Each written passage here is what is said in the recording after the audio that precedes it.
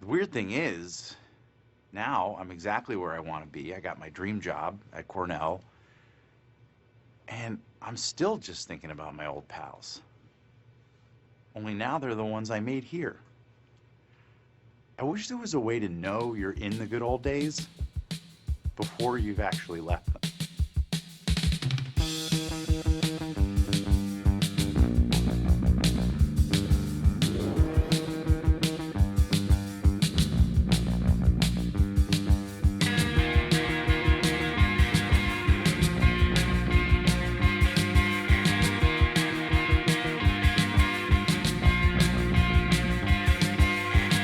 I've been waiting for a guy to come and take me by the hand. 'Cause these sensations make me feel the pleasures of a normal man.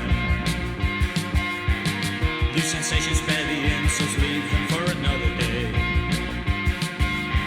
I've got the spirit, lose the feeling, take the shock away.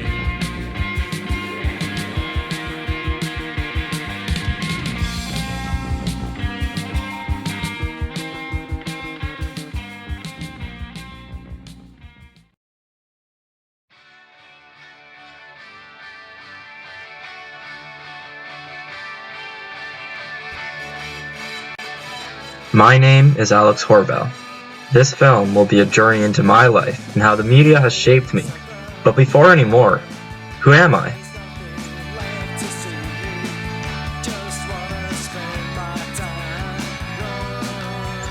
I'm 17 years old and I currently attend high school in Toronto, Canada. I'm Caucasian, or, as most people say, white. I'm a part of the upper middle class, and as a result, I live very comfortably. I value family, friendship, and freedom, and tend to surround myself with people of similar qualities. My style, or the way in which I dress, would probably be defined as preppy, which accurately reflects on my lifestyle. I play hockey and badminton, and in the summer I work at a boys' camp. At school, most would describe me as an achiever, as I do pretty well and participate in a lot of clubs. As most people who know me can agree on, I'm a vocal guy, as I tend to share my opinion when given the opportunity.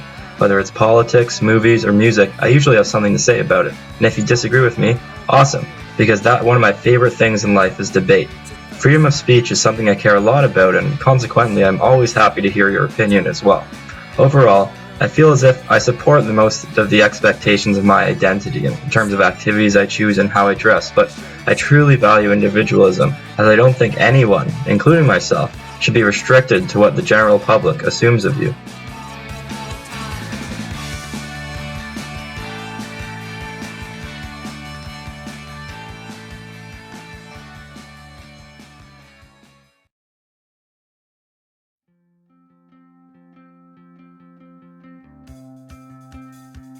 I think one of the main things many people, including myself to an extent, worry about is our public image and how people will perceive us. As a student in high school, I see every day people attempting to create a certain image of themselves, and I'm no exception to this. At my age, I find that many of us are attempting to build this ultimate, almost untouchable image of ourselves in an attempt to control how others see us. With the rise of social media and its endless capabilities, the opportunity to pick and choose what aspects of life your friends see is enticing to all. With apps like Instagram and Snapchat, my generation has had this unique opportunity to be the director of a production starring none other than ourselves, and what is produced will inevitably influence what others think of you. As a result, in my peers I constantly see a public image that is likely very different than who they truly are, and while I still love technology and the various benefits of social media, this is sometimes overwhelming.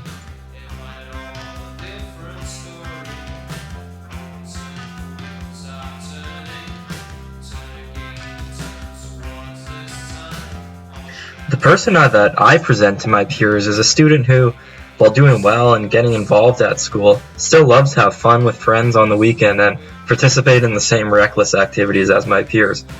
However, when compared to my private identity, I'm quite a different person.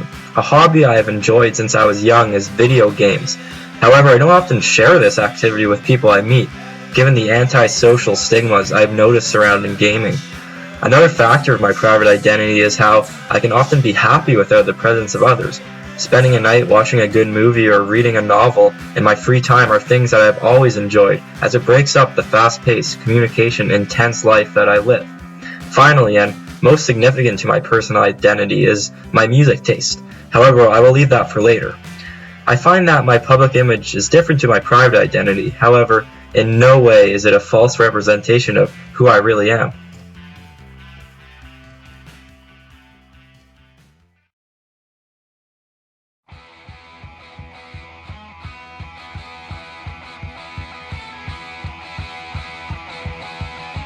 Something that many people don't know about me, and for the most part is a part of my private identity, is my favorite music genre, and that is punk rock.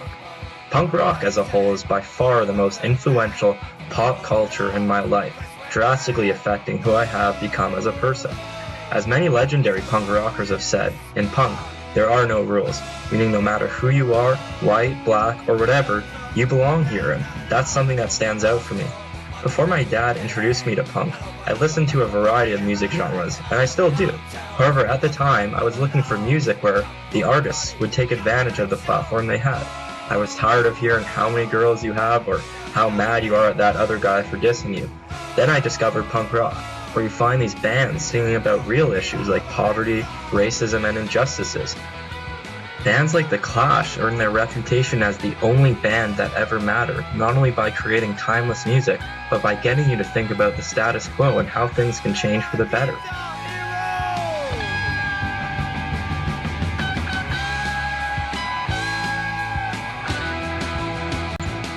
As a result, listening to bands like The Clash, Anti-Flag, and The Jam, and going to punk shows has made me into a person who always speaks out in situations of injustice, while this sometimes gets me into trouble. At school, I find myself arguing with teachers who treat students unfairly, usually to no benefit, and these actions have no doubt been a product of punk rock's influence on me. I think another factor of my attraction to punk rock is its acceptance of all. At face value, I may not be what some people define as punk, given my class, the way I dress, or my determination in academics, but in reality, no one in punk rock cares who you are or how you dress. At the punk shows I've been to, the atmosphere is like nothing else, as everyone there disregards who you are and simply embraces the shared appreciation of the music. Without punk, a genre born out of dissatisfaction of how things were and its pop culture influence, not only would I be a very different person, but it would be a very different world.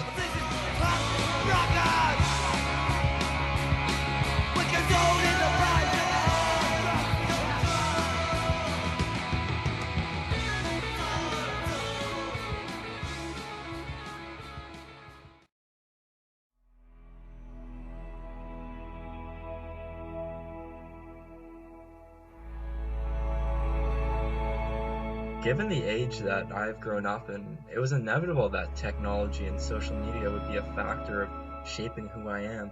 In terms of consumption, social media and technology has given the means for one of my favorite websites to exist, and that is YouTube.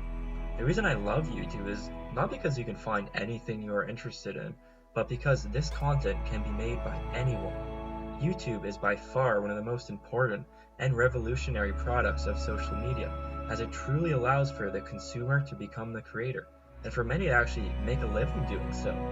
I follow many different personalities on YouTube, such as political commentators, gamers, movie critics, and comedians, and there is no doubt in my mind that these opinions have influenced my beliefs and values.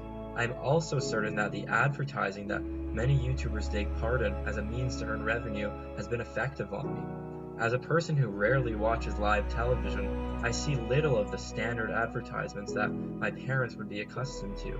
But when I see a YouTuber using a certain product, usually a part of a sponsored deal, or when they specifically suggest using a product, I usually investigate it. In addition, the ads before videos are by far one of the most effective forms of advertising for me. Using various emotional appeals and many different codes and conventions, these ads, ranging in length, always seem to catch my attention.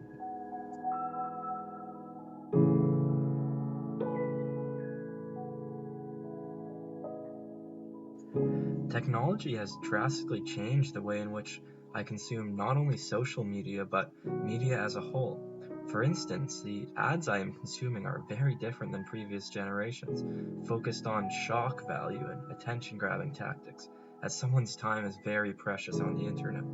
With my iPhone, I find myself scrolling through all my content at very fast speeds, usually not comprehending what I am reading.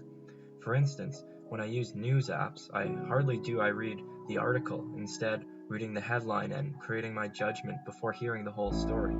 The same applies to social media, as I view the recent Snap Story updates or Instagram pics without knowing the context of what I am seeing, creating a situation where I judge what I see my friends doing without any actual substance. Also, social media has changed consumption for me in that while I am consuming, I am constantly sharing content simultaneously. With apps like Twitter, I find myself retweeting content I discover, allowing for my followers to then consume and discuss it as well. This idea of us consumers becoming creators is only possible given the enormous potential of social media.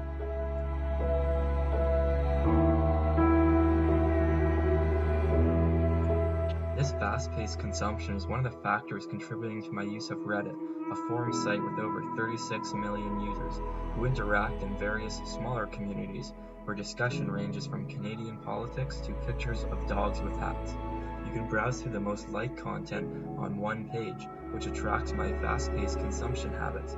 However, the most attractive component for me is how you remain anonymous. Your identity is protected by a username on Reddit, allowing for users to engage in discussion without having to worry about the image building that takes place on sites like Facebook. Instead of worrying about what your friends will think about your different opinions or the conflicts that arise as a result of knowing someone's personal identity in a debate, Reddit creates a community of free discussion, something I value highly in a world where freedom of speech and expression is slowly disappearing. The internet is a wonderful thing. It is a medium with essentially endless possibilities and content, and it is easily the most influential medium in my life, given how much I use it. I hear a lot these days that I am a part of the dumbest generation of all time as a result of technology and especially the internet. There has been no doubt negative consequences as the rise of technology and the internet in our lives, as the new ways in which we communicate has likely hurt our personal communication skills, and the mass amount of content has led to lots of time sitting doing nothing. However, I believe in the idea that the internet and whichever device we consume it with is a tool. Back when my parents were younger, if you wanted to find something out, it was likely you had to go to the library and read until you found what you were looking for, probably taking a couple hours altogether.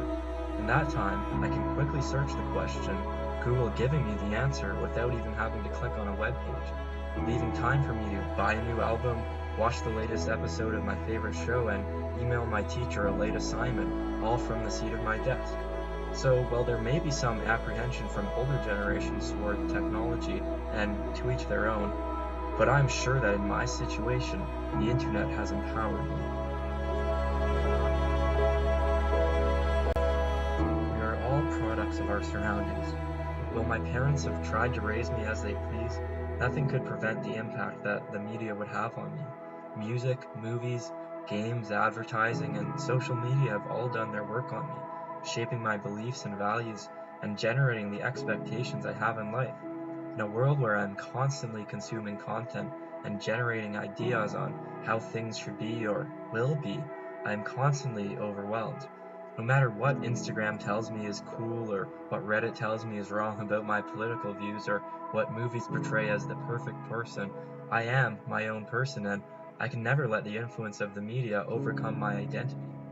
Joe Strummer, the lead singer of The Clash, whose tragic young death was unexpected, was both aware of the potential impact of the media and able to utilize it to send a message. And what he famously said will echo endlessly: the future is unwritten.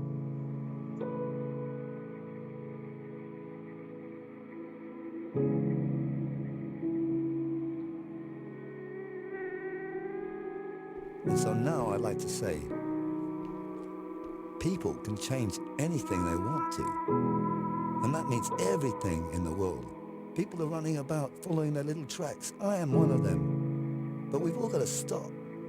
Just following our own little mouse trail. People can do anything. This is something that I'm beginning to learn. People are out there doing bad things to each other. It's because they've been dehumanized. It's time to take the humanity back into the center of the ring and follow that for a time. Greed, it ain't going anywhere. They should have that in a big billboard across Times Square. Without people, you're nothing. That's my spiel.